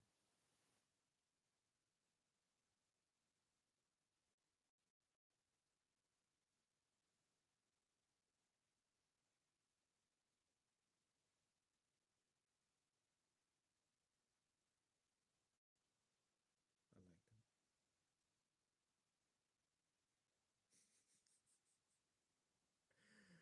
Oh, why you got to do this to me? Because I like Romo, but of course he's gonna be considered a bum. He was good, but he was a bum. He had moments of greatness, but he was a bum. He should have been a made man with the star on his head, but he was a bum. He surpassed being a never was, and he got robbed in Green Bay, but he was a bum. The whole extra point, bum, just things. Had that game against the Broncos. Oh God, that was a great game. And then he threw that bad pick. Just think about him. He's one of those guys that's a woulda, coulda, shoulda. Now, as an NFL analyst, he's great, except when he's slurping. But he knows his stuff, and he got hooked up. And you know what? He might get the Alex Rodriguez, Dave Ortiz backhand Hall of Fame as and that'll making him look more than he was as a quarterback. He's the woulda, coulda, shoulda. Woulda, coulda, shoulda. But he's a bum. He underachieved big time. They had some teams that him and Dez Bryant and them, they had some teams there. Just didn't seal the deal. I know you can blame Jason Garrett, you can blame it on the coaching, but Romo missed some opportunities. He's a woulda, coulda, shoulda. I was waiting on you to mention Romo too. And it was gonna be hilarious too, because my response goes all over the place. But he's just that kind of dude. If he wins a ring or two in Dallas, he's leaps Romo and he's tied with Staubach because he would have had stats. He could scramble. He had charisma, personality. Khalil Mack is becoming a never was because what he showed early in his career, and he went. I told you about playing for the Raiders.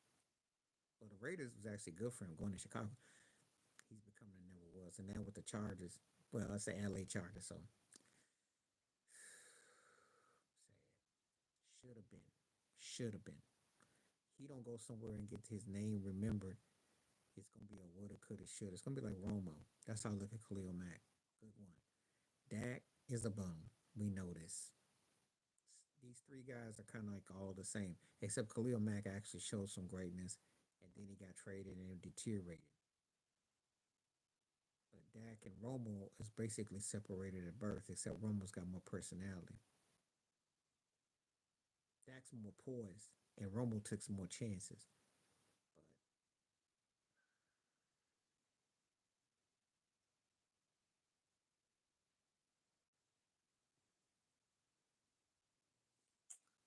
I'm gonna be on for about 5 more minutes because I gotta go cook dinner. About that time, but Kyler Murray, bum, almost venturing to never was. If he don't hurt him get out of Arizona and he don't get his mind off the video games, Derek Carr never was. A lot of talent, a lot of upside, but he he does do boneheaded. He's the broke Josh Allen in the sense that he has skills. Like when he's on, he looks like a top six quarterback. But when he has them off games, he looks like he's number 26 in the league. And there's a reason why Jameson Winston can come behind him and almost take his job. That's the sad reality. Derek Carr is one of the biggest cats that just, you're like, don't you see the field? Thought being with the Saints was going to be a bachelor pad and just not good, not good, not good.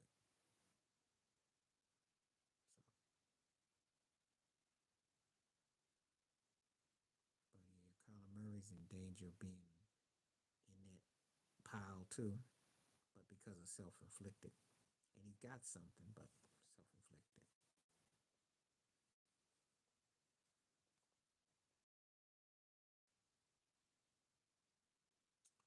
All right, looks like everybody's kind of wrapped up unless someone comes up with another question or something. Appreciate everybody that came through tonight. Got a lot more people coming through. Appreciate it. Um, but let's say goodbye to January. We're going to get into February. Appreciate you. Thank you for coming through. Respect. Stay safe. Stay warm out there. Be careful. We'll be back again probably tomorrow.